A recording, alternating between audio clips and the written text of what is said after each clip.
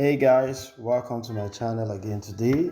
Today I'm looking at an article to review. This article is actually written by Ben Lakers and VJ Pereira.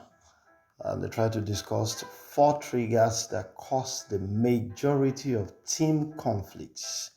Four triggers that cause the majority of team conflicts. Now, what are you most concerned about as a new manager? We would not be shocked if we had you talking about dealing with conflict on your team, as in dealing with conflict on your team, for good reasons. One of the most common concerns among new managers is conflict resolutions. Conflict resolutions. Employees in the United Kingdom, from a research, face approximately 38% of interpersonal conflict each year, whereas employees in the United States spend nearly 3 hours per week participating in conflicts.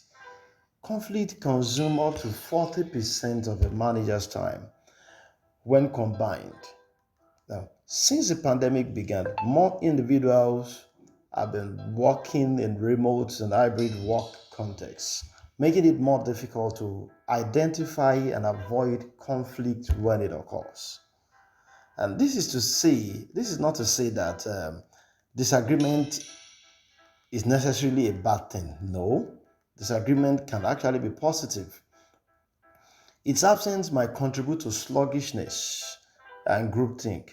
Now, friction can inspire breakthrough ideas when people are comfortable disagreeing. Now, if we look at it going further, say that discussing our disagreements teaches us what our colleagues care about and how they prefer to work, which in terms improves team connections and communications. However, managing disagreement is a talent that many leaders are never taught. Which makes it that conflict may devastate your team or even destroy your managerial reputation if it is not handled properly. A new leader can view things in a different way. But how can we prevent conflicts from escalating or deal with it once it comes into existence? In order to figure this out, a survey of over 1,000 first-time managers was conducted, and there are direct reports of 76 firms. It was run through all over the world, and it was discovered that pinpointing the fundamental reasons or trigger of a stressful circumstance help prevent conflict when escalating. It was also observed that in bulk, 91% of conflicts within businesses is caused by false triggers. Number one is communication disparity, which is account for 39% of it. Opaque performance standards account for 14% of it. Excessive time limitation account for 16% of it, while unclear expectation account for 22% of it.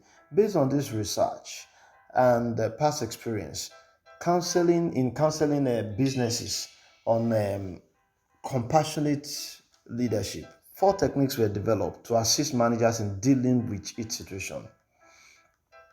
87% of managers who took the suggestions and participated in the poll reported positive results.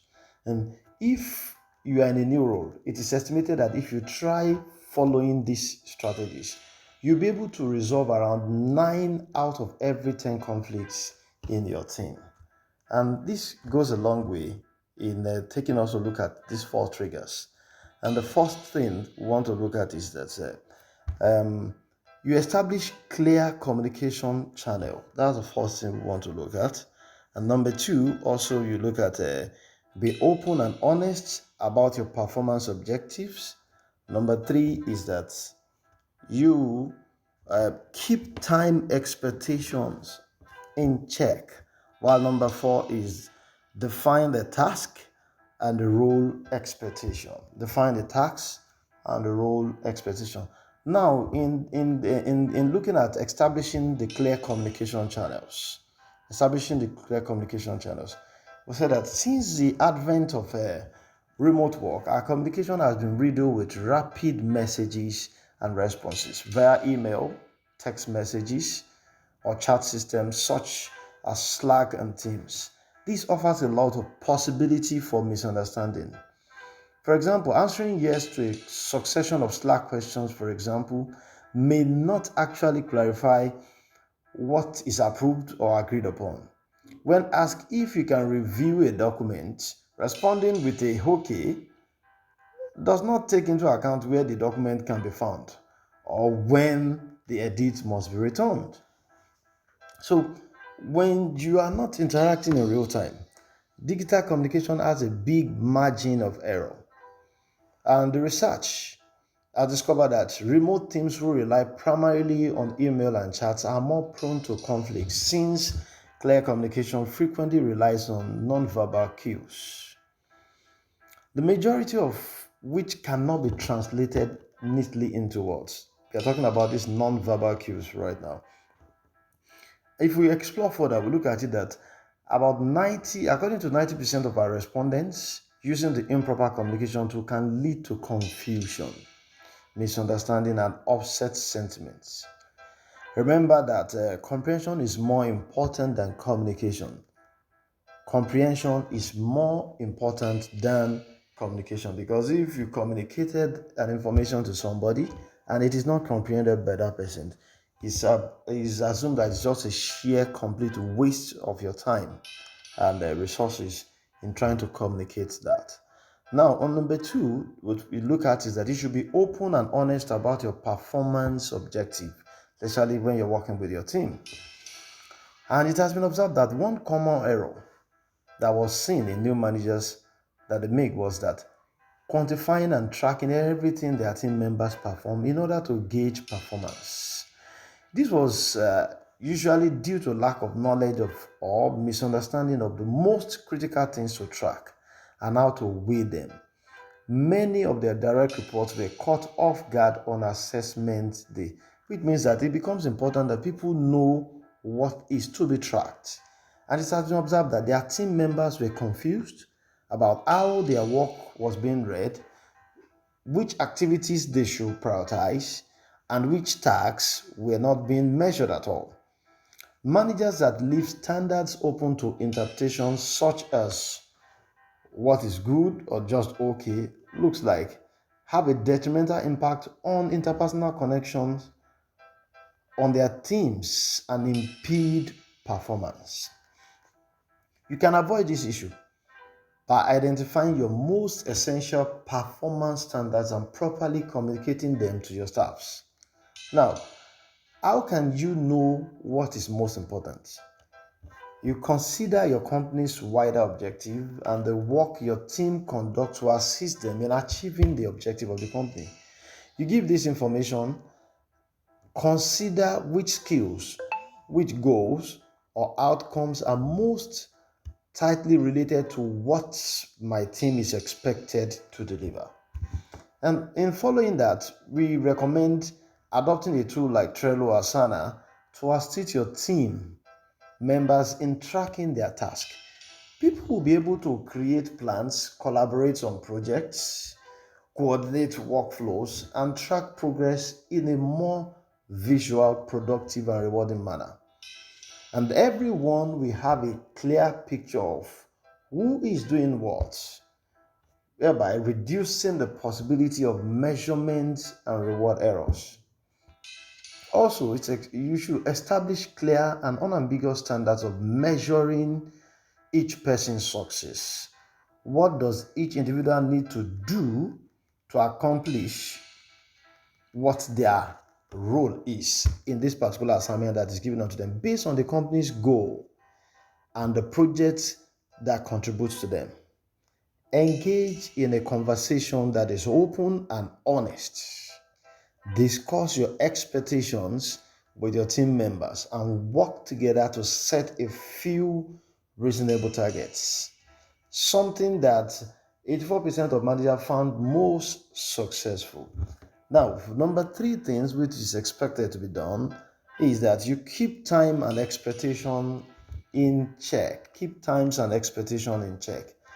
Workplace conflict can arise when team members are not on the same page at all regarding schedule or deadlines. It has been discovered that this occurs frequently when peers collaborate on a project and one co-worker misinterprets the length of time it will take their partner to accomplish a task. As a result, they may anticipate more from one another, and this would not look fair at all. Now, according to 16% of overall organizational conflicts, for example, you might expect your team member to send out a weekly report within 2 hours, but you might not consider that they are simultaneously preparing a presentation for an upcoming offsite or working on an ad campaign and or managing a 4 day ahead of a new product launch. All these things not being put into considerations while you're expecting them to meet that particular deadline can create a problem. So what's the good news? This is a simple problem. According to research, encouraging your team members to measure their hours and how they spend their days at work is a smart tactic. Apps like Clockify or even a basic Excel spreadsheet will suffice. Instead of making assumptions, time monitoring allows employees to measure how long each task truly takes them. If your team members are willing to share their trackers, this is still another approach to increase transparency about who is working on what, which can be eye-opening for individuals working on various projects. So you have to make time in your weekly agenda to evaluate your team's trackers and find areas for improvement. Is there anything they do on regular basis that could be made more efficient? Are they wasting time on ad hoc demands that put their schedules off kilter? How can you help them achieve a better work-life balance and burden distribution? This can also assist you in setting longer-term goals and developing work strategies that benefit everyone. You will eventually learn how to allocate realistic time limitations for future initiatives. Number 4, which we will look at, is define the task and the role expectation. Define the task and the role expectation. Now, these expectations must be clear and mutually acknowledged.